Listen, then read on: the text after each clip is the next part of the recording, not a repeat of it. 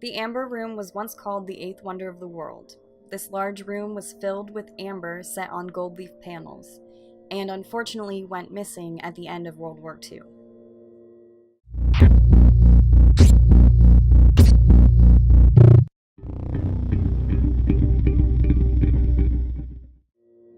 The Amber Room was designed by the German Baroque sculptor Andreas Schuttler and constructed by Danish craftsman Gottfried Wolfram. Construction of the room began in 1701 and was made to be installed at Charlottenburg Palace, then the home of Frederick, the first king of Prussia. The mosaics that adorned the room took 8 years to complete, and the Amber Room was completed and installed in 1709. Made up of several tons of amber set into gold leaf panels, these intricate mosaics were topped off with many other semi-precious stones. The room's gold and amber glowed against the light of 565 candles.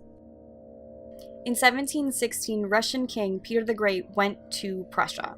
He saw the Amber Room and told Frederick William I, then King of Prussia, how much he enjoyed the room. Frederick William I then gifted the Amber Room to Peter the Great in order to memorialize their alliance against Sweden. And so the Amber Room was shipped to Russia. The 18 large boxes arrived at Winter House in St. Petersburg to become part of Russia's European art collection. But it wasn't to stay there. In 1775, Tsarina Elizabeth wanted the Amber Room to be moved to Catherine Palace in Pushkin.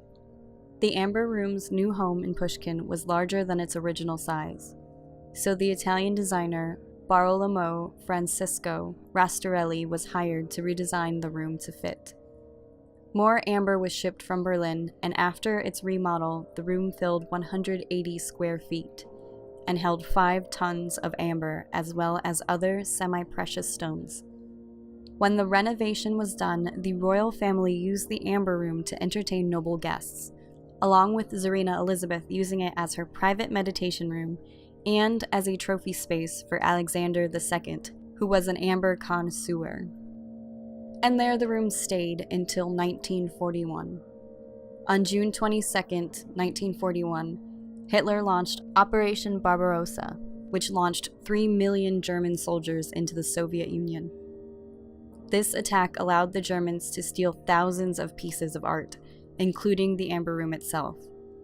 They believed that the room was made by Germans for Germans, and so they wanted the room back. As the German forces moved into Pushkin, the curators of Catherine Palace desperately attempted to disassemble the Amber Room in order to hide it. Unfortunately, when they began to take it down, the dry amber began to collapse, and so instead they put up thin wallpaper in an attempt to hide it. When the Nazis invaded, they were not fooled by the wallpaper and took apart the Amber Room in 36 hours. It was packed up into 27 crates and promptly shipped to Königsberg, Germany, now Kaliningrad. On October 14, 1941, the Amber Room reached Königsberg and was installed in Königsberg Castle Museum. On November 13th of 1941, a Königsberg newspaper reported that the castle would now feature the Amber Room as an exhibit. The museum director, Alfred Rode, was an amber expert, and while it was on display, he spent time studying the room's panel history for 2 years. In late 1943, with the end of the war in sight, Hitler gave the order that cultural goods of priority should be moved out of Königsberg. Albert Speer, Reich Minister of Armaments, and his team began moving these cultural goods. But before the Amber Room was moved, Erich Koch, who was in charge of the civil administration in Königsberg, fled his post and the city. This left Otto Lasch in charge, and it is unclear as to whether the Amber Room was packed away after this or if it stayed in Königsberg Castle.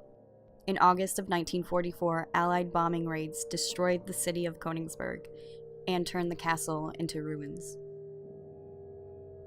How several tons of amber could just go missing without a trace seems hard to believe.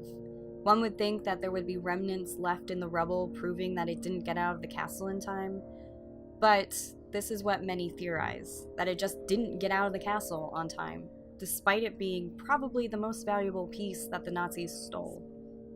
There are a couple of theories that try to explain what might have happened to the Amber Room outside of it being destroyed in the bombings. One is that the Amber Room was boxed up and was loaded onto the Wilhelm Gustloff, a military transport ship.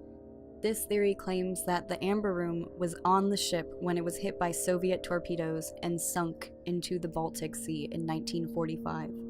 Another theory also claims that the room was boxed up but loaded onto a train that was never seen again. Some people believe that the Amber Room could still be in Kaliningrad, boxed up and hidden in a cave or possibly a bunker waiting to be found. The most unlikely theory is that Stalin had a second, fake Amber Room, and that was the room that the Germans took to Königsberg Castle. After the end of World War II, art lovers, historians, and treasure hunters alike have tried to find the Amber Room. Many have investigated shipwrecks in the Baltic Sea, and even some caves in the German countryside. In 1997, a group of German art detectives received a tip that a piece of the Amber Room was being sold. They contacted the seller's lawyer and found out that the seller was the son of a dead soldier and had no idea of how or where his father obtained the piece. Leonard Bloom, Peter Lohr, and Gunter Eckhart are treasure hunters that believe they know where the Amber Room is. They claim they have found clues that reveals the location of the room to be hidden in a system of tunnels in the Ore Mountains in eastern Germany. These clues came from witness reports amassed by the Stasi and the KGB. The trio also used radar to uncover what is beneath the Prince's Cave outside Hartenstein town, located close to the Czech border. Nazi scientists had used the cave during World War II, but records of what they were doing there have disappeared from the archives.